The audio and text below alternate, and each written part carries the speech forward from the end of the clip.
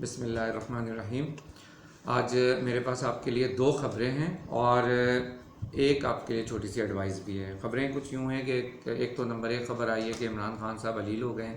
شوکت خانم international میں، شوکت خانم hospital میں ان کو ایڈمٹ کر دیا گیا ہے اور معدے میں تکلیف بتائی گئی ہے۔ تو ہوپ فلی وہ اپنا ہاسپٹل ہے، ہو سکتا ہے جلد ریلیز ہو جائیں، اور ہم دعا گو ہیں کہ اللہ تعالیٰ ان کو جلد از جلد شفا دے۔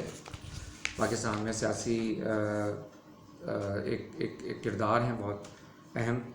دوسری خبر ہے، ایک آڈیو لیک ہوئی ہے امریکن کانگریس کی ایک خاتون کے ساتھ۔ عمران خان صاحب کی ایک آڈیو لیک ہوئی ہے جس میں وہ اس سے کہہ رہے ہیں کہ ہمیں جو پاکستان میں میری پارٹی کے ساتھ جو کریک ڈاؤن ہوا ہے جو 9 مئی کے حادثے کے بعد سے، تو وہ یہ کریک ڈاؤن کبھی کسی پارٹی کے ساتھ نہیں ہوا۔ حالانکہ میں کچھ یاد دلانا چاہوں، اگر ان کو شاید کچھ یاد ہو لوگوں کو، میں آپ لوگوں کو بتانا چاہتا ہوں کہ ضیاء الحق کے دور میں ایک بھٹو کے ساتھ ایک جو ظلم ہوا اس وقت کے ڈکٹیٹرز نے یہ کیا، وہ اس سے بہت بڑا ظلم تھا۔ اس وقت تو لوگوں کی جانیں گئیں، بھٹو پھانسی پہ لٹک گئے، لوگوں نے خودکشیاں کر لیں، جانیں دے دیں۔ ایک تو وہ ہوا، پھر اس کے بعد میں بہت پیچھے نہیں جا رہا، یحییٰ خان اور ایوب خان اور لیاقت علی خان، اور اگر میں اس سے پہلے چلا جاؤں باچا خان، اور اس سے پہلے اس کے بعد ولی خان، یہ ان لوگوں کی ایک پوری بلوچ، اگر میں دیکھوں بلوچ ہسٹری اگر اٹھاؤں تو ایک لمبی ہسٹری میرے پاس موجود ہے جن میں لوگوں کے ساتھ اس سے بہت ظلم ہوا، اور بڑے بڑے اسکالرس اور بڑے بڑے لینینٹ قسم کے لوگ تھے جو اس دنیا سے چلے گئے صرف اور صرف جدوجہد، خالص جدوجہد، نیلسن منڈیلا کی طرح کی جدوجہد کر کے چلے گئے۔ میں صرف بات کر رہا ہوں آپ کو just recent 30 to 40 years past کی میں بات کرنا چاہ رہا ہوں۔ بھٹو سے لے کے میں شروع کرتا ہوں، بھٹو صاحب کے دور میں جو ظلم ہوا، پھر اس کے بعد اگر وہ اس کو ہٹا دوں میں، الطاف حسین صاحب کے ساتھ ہوا، انہوں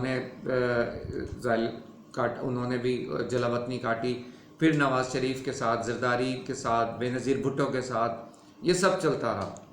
ایون ابھی 2017-18 سے جو ان کی پارٹی توڑی گئی، ان کے لوگوں کو بند کیا گیا، 4 سال جب تک حکومت رہی عمران خان کی، یہ 4 سال یہ لوگ جیل میں رہے، سب کے ساتھ ظلم ہوا ہے، سب کے ساتھ زیادتی ہوئی، یہ نہیں ہونا چاہیے۔ میں عمران خان کے ساتھ بھی ہو رہی ہے، اگر زیادتی ہو رہی ہے، اگر تو انہوں نے کرپشن کی ہے تو ان کو اس کا جواب دینا چاہیے، اور اگر کرپشن نہیں کی ہوئی اور انہوں نے کوئی جو ان کے اوپر الزام لگ رہے ہیں کسی بھی قسم کے اخلاقی یا غیر اخلاقی، تو اس صورت میں ان کو ریلیف ملنا چاہیے۔ یہ میری طرف سے، یہ میری ایک سجیشن ہے، ایڈوائس ہے، میں ہوتا کون ہوں لیکن میرا اوپینین ہے، کہہ لیں میرا اوپینین ہے کہ یہ ان کو بھی ریلیف دینا، لیکن اگر ان کے ساتھ زیادتی ہو رہی ہے تو ان کو ضرور۔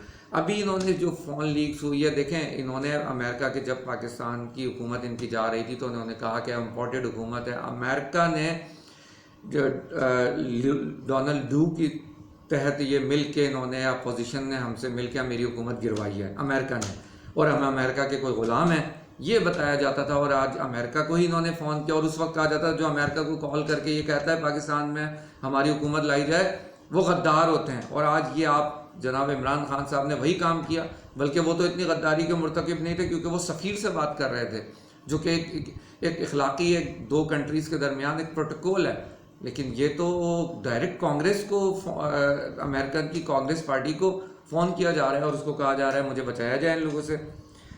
اینی ہاؤ، یہ 2 خبریں تھیں آپ کے پاس۔ پہلے آپ سے بات کر چکا ہوں کہ آفیشیل سیکرٹ ایکٹ کے تحت، آرمی ایکٹ کے تحت ان کے خلاف ایکشن چل ہی رہا ہے۔ کچھ لوگ کافی جو ہے وہ لوگ ٹریک ہو گئے ہیں، ٹریس ہو گئے ہیں جیو فینسنگ کے تھرو، ان کا ڈیٹا ان کا پتہ چل گیا ہے کہ کون کون اس زمان پارک میں موجود ہے اور کون کہاں موجود ہے، اور اس طرح ان کو کافی لوگوں کو اٹھا لیا گیا۔ کچھ لوگ بھاگنے کی ملک سے کوشش کر رہے ہیں اور کچھ جا بھی رہے ہیں۔ تو یہ تو آپ کے پاس 2 نیوز تھیں۔ ایک چھوٹی سی خوشخبری تو نہیں ہے، یہ اس گورنمنٹ نے 12 روپے کم کیے، 2-3 دن پہلے یہ نیوز آئی، 12 روپے پیٹرول میں انہوں نے کم کیے، جو کہ اونٹ کے منہ میں زیرے کے برابر ہے۔ اس کو خیر زیادہ ہونا چاہیے۔ وہ اب تو رشیا سے پاکستان کا پیٹرول کی بھی بات چیت چل گئی ہے، اور باقی چیزوں، سی پیک ہمارا سٹارٹ ہو گیا ہے۔ یہ 2-3 خوشخبریاں تھیں۔ گندم سستی ہو رہی ہے، 3000 پہلے 5000 سے سٹارٹ ہونا شروع ہوا تھا، ابھی 3000 آخری گورنمنٹ نے طے کی ہے، 3000 بوری گندم کی۔ تو یہ تھوڑا سا ریلیف ملے گا عوام کو، ملنے کی امید ہے۔ باقی اللہ تعالیٰ کرے کہ یہ لوگ بھی کچھ کام کریں، کیونکہ اس وقت مجھے گورنمنٹ کچھ کام کرتی ہوئی نظر نہیں آ رہی۔ پاکستان میں غریب مر رہا ہے، لوگ بھوک و افلاس سے بلک رہے ہیں، اور یہ ہماری اشرافیہ، ہماری جو گورنمنٹس ہیں اس وقت، وہ صرف سیاست میں یا تو عمران خان کو بالکل کونے پہ لگا دو، یا پھر نواز شریف کو کونے پہ لگا دو، یا شہباز شریف کو، ہم اسی کام میں لگے ہوئے ہیں۔ ہماری گورنمنٹ کی کارکردگی کیا ہے اس وقت، پاکستان کا ریٹ کیا ہے، ہماری ایل سیز کھل رہی ہیں کہ نہیں، کنٹینر باہر رکے ہوئے کھڑے ہیں، ایل سی کھلنے کو نہیں ہے، گورنمنٹ ہمارے امپورٹ بند ہوا ہے، اور امپورٹ بند ہوتا ہے، را مٹیریل نہیں ہوتا تو ملک میں کوئی بھی چیز مینوفیکچر نہیں ہو رہی ہوتی۔ ہم صرف پڑھے لکھے جاہل پیدا کر رہے ہیں اور ملک سے باہر بھیج رہے ہیں، وہاں پہ جا کے دولت کما کے لا رہے ہیں، اور ہمارے پاس کوئی، اس کے علاوہ ہمارے پاس کوئی ایک چیز نہیں ہے جو ہم بتائیں کہ ہم اس چیز میں بڑے نمبر 1 ہیں۔ اینی آؤ، اللہ تعالیٰ پاکستان کو ترقی دے۔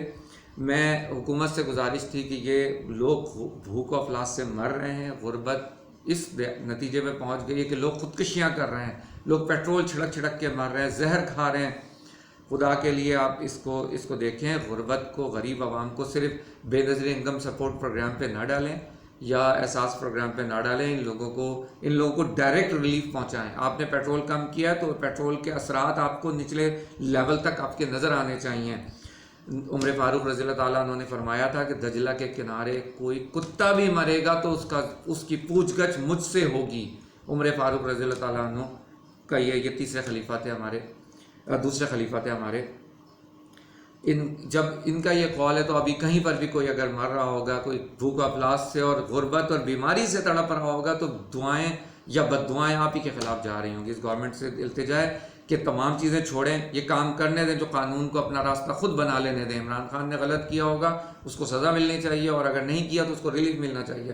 آپ اپنی حکومت، اپنی کارکردگی پہ کام کریں، ملک میں ترقی لائیں، اور ملک میں بھوک و افلاس کو ختم کریں۔ ایک ایک انسان مرتا ہے، انسان کی جان بہت قیمتی ہے۔ کہتے ہیں کہ حرم کے پردے سے بھی زیادہ قیمتی انسان کی جان ہے۔ آپ سے کسی کی عزت، کسی کی جان، کسی کا مال، کسی کا کوئی چیز، کسی کو نقصان نہیں پہنچنا چاہیے۔ یہ بالکل اسی طرح ہے جس طرح معتبر ہے، جس طرح حرم کا غلاف آپ کے لیے معتبر ہے۔ مت سہل اسے جانو، پھرتا ہے فلک برسوں، تب خاک کے پردے سے انسان نکلتا ہے۔